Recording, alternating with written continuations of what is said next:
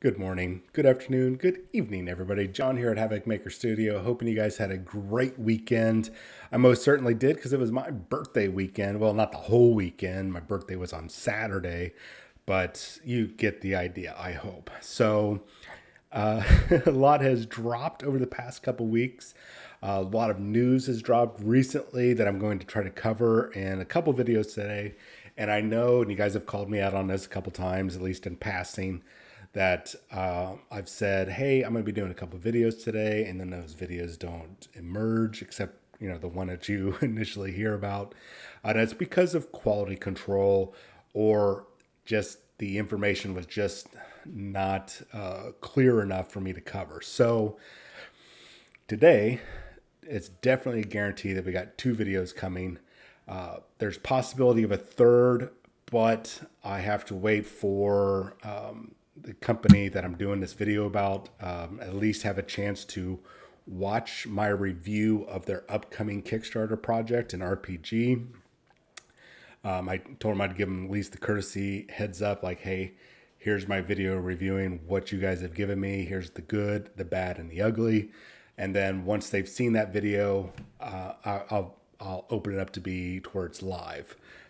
And it's not going to change anything. It's all going to be still my opinion on the product.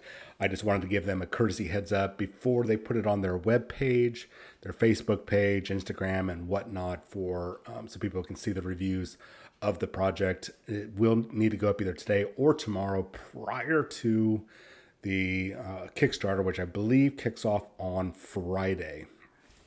So watch for that. I'm going to be honest, it'll probably be tomorrow that that will go live. So right now, let's talk about Atomic Mass Games, of course, and Marvel Crisis Protocol. So over the past few weeks, we've seen the release of various characters for the Winter Guard, which we were so stoked about. Really excited that all that information that we had before that got leaked out, some of that got passed to me, all that played out. And, still, once again, kudos to the sources that gave me that information. Thank you so much. And as I said before, your secret is safe. So we're going to cover Ursa Major today because we've already talked about Crimson Dynamo and Dark Star. And then we're going to kind of do a little bit of a analysis-ish of the Winter Guard thus far. We still have to wait for the Red Guardian.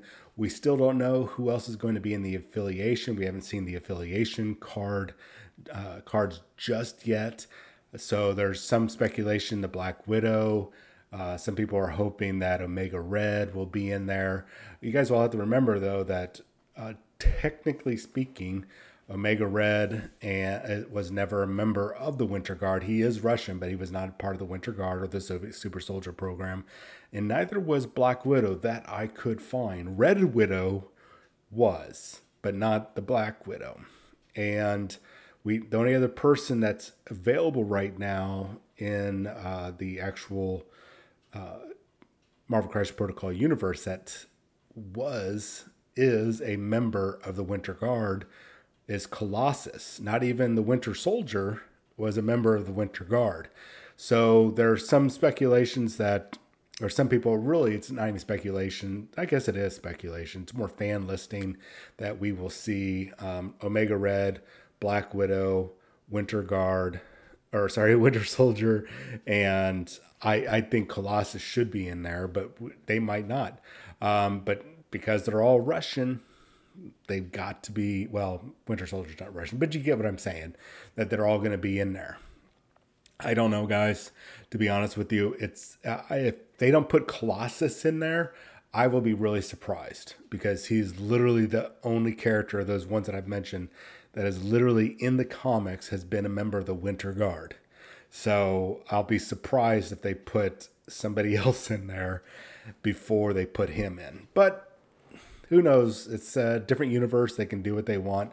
Let's talk about Ursa Major. So I don't know why Ursa Major has always been kind of a fan favorite of mine. He's definitely not in my top 10 list of favorite characters of all time, but there's something, he's definitely a runner-up. Something about him just tickles my fancy. I don't know if it's because he's kind of like, even though he's not a werebear, he's kind of like a werebear. He's a mutant that can transform into a bear.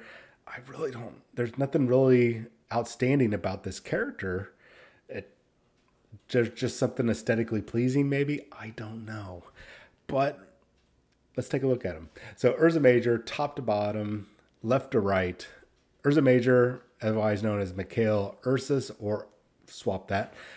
He's got a 7 health on both sides, so very robust. 14. He is slow movement, not surprising. He is on a 50 millimeter base, and he is size 3 once again. That's not surprising. What is surprising is the 4 threat, and we'll kind of break down why the 4 threat is a little surprising here in a little bit. He's got a 3 physical and 3 energy defense, which is a little weird. I figured he would have a higher physical defense, but he has a 4 mystic defense, which kind of follows the same line of defenses that the rest of the Winter Guard have. And I get it. I'm guessing it's because maybe because they're Russian and we're really mentally resistant. I don't know. There's nothing seems to be in their lore that would suggest that they would all have like a higher mystical defenses, with the exception of Darkstar. But even then, that's stretching it. I could definitely see that the Crimson Dynamo and Ursa Major are having either or both, physical and energy defenses being higher than their mystic. But for some reason, Marvel Crisis Protocol creators decided, hey, everybody apparently is going to have a 4 mystic defense. We'll see with the Red Guardian. So we got 2 physical attacks. His first one, his builder, which is building up his power, is the barehanded slap.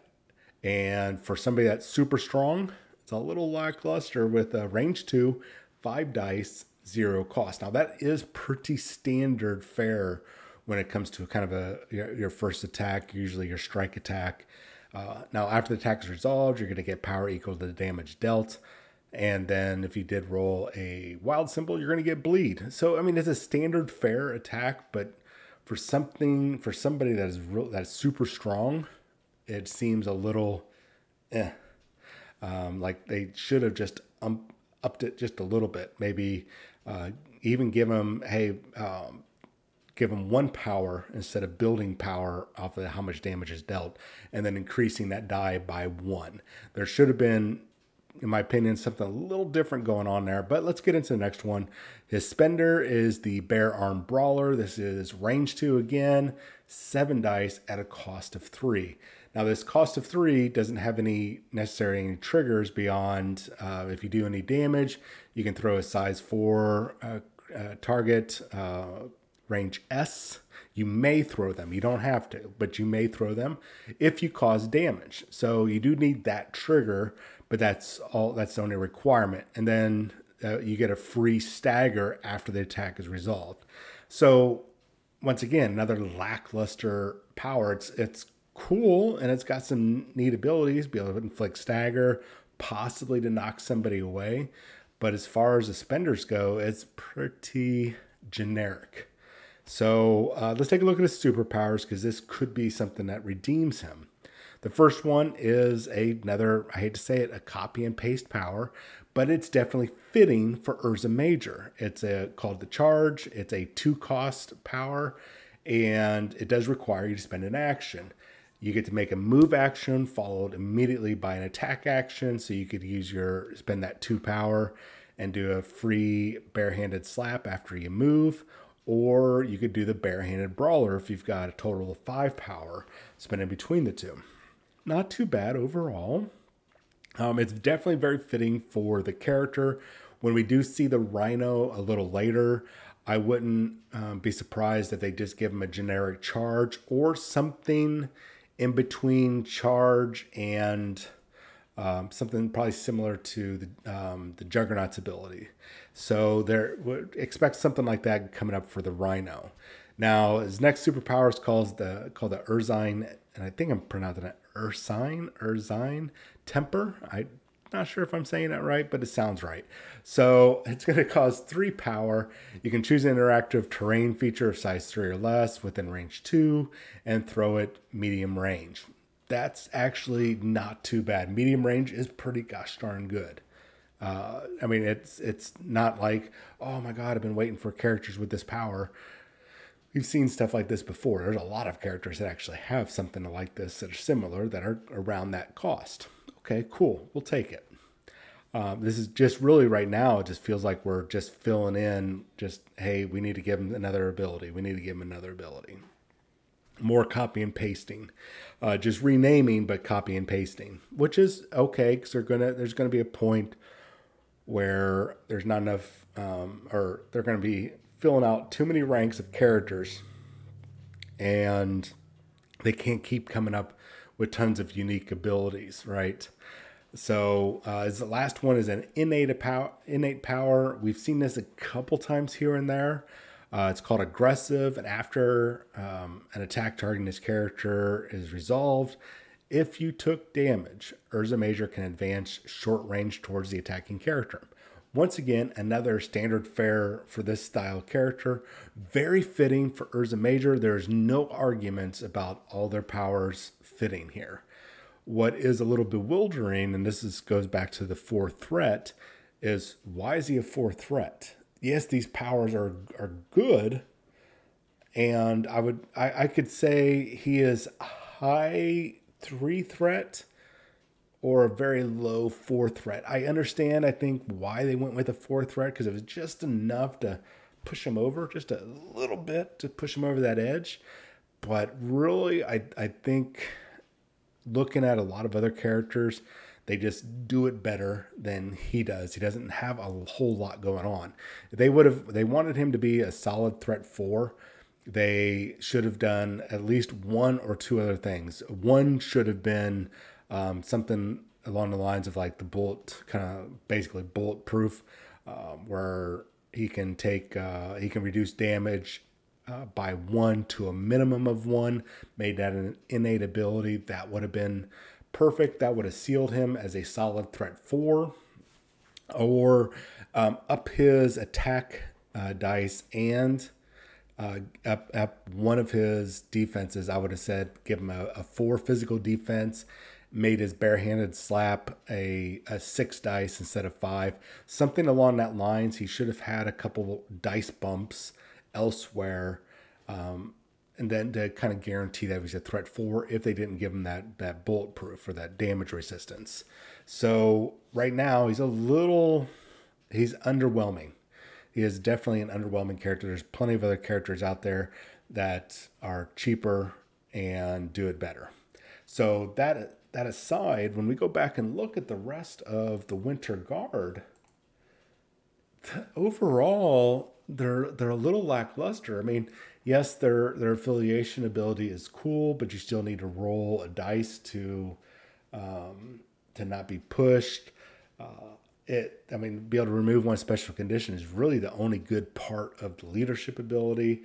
But Crimson Dynamo's attacks are just kind of meh. Same thing with Darkstar. Darkstar's Dimension Portal's great, but and the barrier is kind of cool, but after that, they're still just kind of meh. Everything is just missing something. Almost like they just, hey, we need to crank out the Winter Guard really quick. Just copy and paste, rename stuff, give it to the intern, and great. It looks good. Spell check. We're good. Pat it on the butt. Get it out the door. We can fix it later with like what we did with the first wave of cards, like with the Green Goblin got fixed. That was a I'm going to say historic fix. But as right now, the Winter Guard are not. I mean, they're meh. There's way too many better groups and characters out there to be using. Now, visually speaking, the models look great, and I'm not a big fan of power armor guys running around, but the Crimson Dynamo looks really good, and Darkstar and Ursa Major look good, and even the Red Guardian looks like a very good miniature. But right now, until we get the Red Guardian and we see what hopefully maybe the Team Tactic cards is what's really going to help sell these characters, because right now they are definitely lackluster, and I'm going to say they're going to probably be at the bottom of teams out there being played. Probably maybe not as bad as the Defenders, but they're going to be pretty low on the list of usable team affiliations as of right now. Well, based on, we still have to see team tactic cards, still have to see who else is in the affiliation before we can render a solid decision. We need to see Red Guardian, but right now I'm not hopeful for the Winter Guard. Are there some good combos? Is there some good playability? Yes, for sure. But these are very, very Barney basic, almost like you've been playing, say, Magic the Gathering or Pokemon or something for the longest time, and then some generic game from some generic company that sells everything at a Rite Aid or a CVS. That's the only place you can get your cards for this game.